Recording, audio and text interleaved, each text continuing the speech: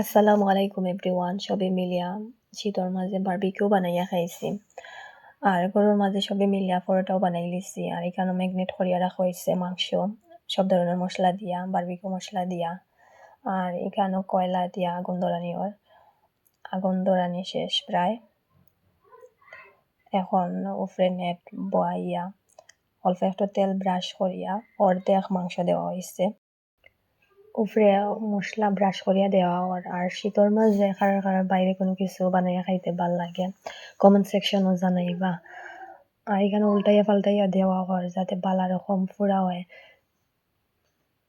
হয়ে গেছে অল্প একটু মশলা ব্রাশ করিয়া দেওয়া এখন লামানি হয়ে গেছে অর্ধেক, আর বাকি অর্ধেক দেওয়া বাকি অর্ধেক প্রায় হয়ে গেছে। ওকে, সবাই ভালো থাকবা। আল্লাহ হাফিজ।